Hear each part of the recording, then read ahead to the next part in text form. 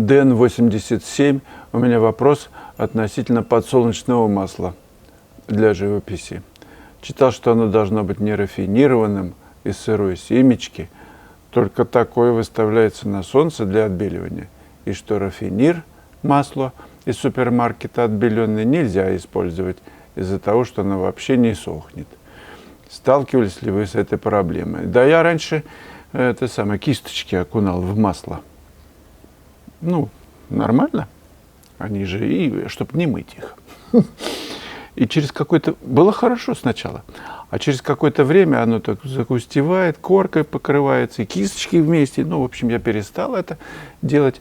И кладу теперь кисточки в воду, в которую добавляю порошок стиральный. Тоже не мою. Достаю и опять там пишу. Дэн-87 продолжает. У меня несколько работ уже месяц сохнут и дают отлип. Как можно ускорить высыхание? И можно ли протереть ретушным или долькой чеснока? Ну, долькой чеснока для того, чтобы писать дальше, чтобы увеличить как раз сцепление следующего слоя с тем, что был. Это, наверное, не пойдет. Луком, скорее всего, протирают для того, чтобы убрать пыль, жир, вот этот отлип. Не знаю, лучше кто-нибудь из реставраторов скажите. Я с подсолнечным маслом из супермаркета и даже так вот отбеленным не дружу. Вообще с маслом не дружу. Потому что, ну его, у меня просто растворитель без запаха или просто обычный пенен. Для того, чтобы кисточки макаю, ну, помыть кисточку, когда пишу, все. И даже пишу не с маслом, а если надо, жидко прокрыть, с растворителем. Масло не моя тема, поэтому ничего не могу тут сказать. Ну, смотрите, вы уже на целую страницу описали проблемы, зачем они нужны. Ну, опять же, моя идея, я люблю живопись такую матовую, и для этого нужен грунт, да, я уже много раз говорил, тянущий, на основе, сейчас он на основе водоэмульсионной краски, называется латексная водно-дисперсная краска, сейчас такое название, не акриловая. Он втягивает масло из краски. Вот видите, даже здесь оно мне мешает, чтобы оно втянулось и не видеть его. Тогда живопись не бликует, цвет хороший сохраняется, как опыт Фешена показал уже более 100 лет. Ну хорошо, я понимаю, чем обусловлены все эти вопросы, дороговизной, отсутствием денег. Но купите не растворитель, который вот сумасшедших тоже стоит средств, да, а в таком, как его, в строительном магазине всяческие растворители типа, ну, в Леруа продавались всякие лака бензина, если он сейчас существует, этот магазин, бензина лака или что-то такое, для строительных работ. Он тоже такой, без запаха там написано. Его, конечно, нужно протестировать, или на Валбересе поищите, заказать, протестировать, ну, баночку купить и попробовать, чтобы он не так уж очень сильно-то амбре излучал свое. Дмитрий Гостюшев. А вы всегда писали в стиле импрессионизма? Просто я, будучи совсем юным и учась в художественной школе, знал и Пикассо, и Мане, и, конечно, Ван Гога, да и многих других импрессионистов, но скорее их творчество производило на меня удивление, чем понимание. И только сейчас, будучи взрослым человеком, я начинаю вдохновляться их творениями. А как понимание этой живописи происходило у вас? С уважением, спасибо, Дмитрий Гостюшев. Да, у меня также. Я любил, у меня дома картина висела Шишкина, копия, вот эта репродукция, что-то про зимний лес. Мне нравилось. Ну, так, листал я журнал «Огонек», там было на вкладке всегда какие-то интересные работы. Конечно же, Шилова работы. Хорошие работы. Шилова, ух. Какой-то старик, каждая бородинка вот здесь седая была, я помню. Бабушка какая-то с багульником, каждая морщинка. Но мне уже тогда, я юным смотрел на эти работы, думаю, что он, зачем эти бородинки клепает? Что он, я не знаю, парикмахер, что ли? Ну, как оказалось, близко к тому. Причем я видел тогда и ранние работы, они на меня производили впечатление большее, ну, этого человека. Ван Гог, Мане мне нравился, Пикассо совсем не понимал я ничего, и Ван Гога, я тоже не понимал в детстве. А став взрослым, тем более еще посетив музеи в Париже, живьем увидев работы перечисленных мастеров, я сильно вдохновился. Живьем надо смотреть, конечно. Импрессионисты увидели цвет, увидели правду цвета и начали его передавать. Конечно, это заразительно. Когда ты это видишь в картинах, это не может оставить никого равнодушным, я убежден. Дмитрий Гостюшев, спасибо вам за ваши ролики. Они мотивируют и заряжают творческой энергией. Вы много путешествуете, это очень круто, ведь удовольствие это не дешевое. Я думаю, любой нормальный художник, если такие бывают, конечно, был бы рад посещать красивые места нашей планеты. Скажите, пожалуйста, у вас всегда была такая возможность путешествий? Связано ли это с вашей профессиональной деятельностью? Напрямую связано. Ну, как-то приглашали в Америку до ковида. И сейчас ждут, я не знаю, как все это закончится ж когда-то. Люди ждут, и я с удовольствием поеду, если пустят. Конечно, не всегда. Это огромный труд, чтобы вообще зарабатывать деньги на путешествия. Это ж путешествие, что это такое? Это ты едешь весь, как этот самый верблюд, нагруженный, чтобы писать новые работы. Потому что дома ты не напишешь. Нужно быть в этом месте, чтобы... Ну, с натуры только можно написать правду. И даже фантазийную. Нужно быть в этом месте. Фотографии никогда в жизни ничего не дадут. И это будет видно всем. Поэтому, да, все так собирают деньги, чтобы поехать какую-то там, я не знаю, в Испанию там, или в Италию, чтобы там пописать. Сейчас, как я понимаю, на какое-то время, может быть, и надолго отвалились эти все поездки, значит, будем ездить по России, будем писать то, что можно писать. Рабство такое. Кошмар.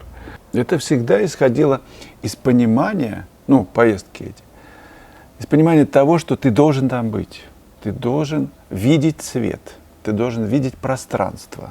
Художник вообще это пространство. И мне не хватает этого пространства в Москве или где бы то ни было. Мне нужно, я больше, чем квартира или там, я не знаю, огородик. Мне нужен вид не на соседний дом и на вот эту вот маленькую стежку, дорожку, улочку, а дальше. Вот почему-то дух воспаряет. Ему нужно вот...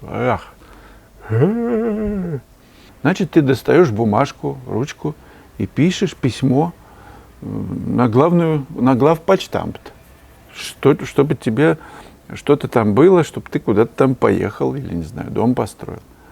И ждешь ответа.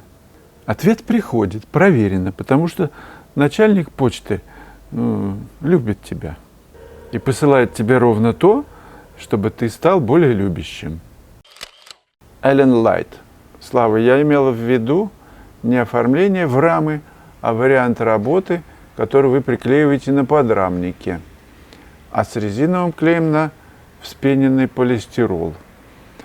Мы все привыкли же на подрамниках, и клиенты у нас привыкшие. Как ваши реагируют покупатели? Да нормально реагируют. Если нужна живопись, то что там, подрамник важен или живопись? Ну, холст же есть, ну, приклеен он на какую-то основу и вставлен в раму. Все нормально. Ирина Вашченко. Подскажите, пожалуйста, можно ли использовать скипидар для живописи, который продают в строительных магазинах? Недавно купила его, так пришлось работу с респиратором и писать. Так он воняет, сплошная химия. Писала с ним в отношении 50/50 с отбеленным маслом. Ну, про масло я говорил, что я его не использую. А эти самые скипидары бывают разные. Бывает, что елочкой пахнет. Просто потестируйте разных производителей.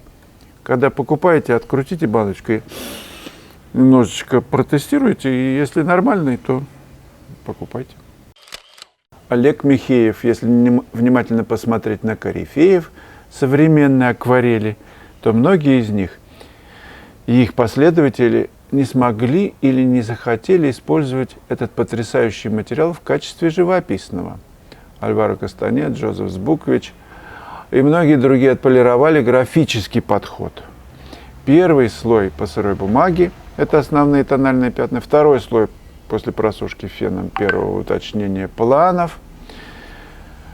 И последний тоненькой кисточкой – набивание деталями. Заметьте, у художников почти на 100% уличные сцены. Вы знаете, Олег, я с вами согласен. Есть какой-то подход такой графический, и мне всегда тоже не хватает там у Альваро живописности. Но это надо исправлять просто. Не то, что исправлять, а идти дальше. Вы ведь это видите, значит, больше цвета, насыщайте свои работы цветом. Но для того, чтобы этого достичь, по мне, так лучше вот какое-то время, год, 2, 3, 10, 20, поработать все-таки укрывистыми красками, чтобы почувствовать тональные связи, тоньше почувствовать.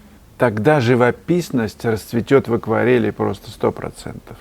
Но, может, у кого-то есть и сразу такой прямой путь на вершину акварелистов высочайшего класса. Да, они все равно есть, те, которые занимаются в акварели живописью, не графикой.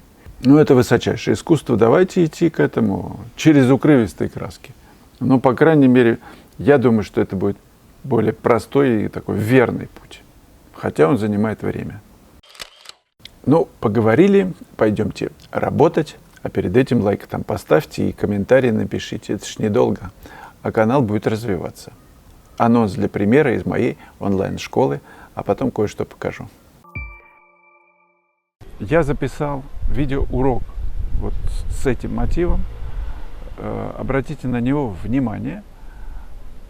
Вот с нуля, с чистого холста до конца вы будете видеть, как происходят замесы краски, как строится композиция, как движется работа, как мыслить пятнами, как что-то исключить, что-то добавить, как увидеть красоту теплохолодности. Здесь она очень ярко видна. Ну вот видите плотность, например, вот этого куска к этому. Сравниваем. Дальше зелень. Смотрим. Зелень к скале. Еще плотнее. Все очень хорошо видно. И каждый замес краски, и его, как он кладется в холст, виден сюжет, мотив. Вы присутствуете вот в этом моменте, когда я пишу вот этот мотив. Как он рождается. Мне представляется, что это очень может быть полезным. Этот урок под номером 19. Заходите, пожалуйста, в онлайн-школу www.online.korolenkov.art. Ссылка будет внизу в описании. Пишите нечто подобное и присылайте мне на консультацию.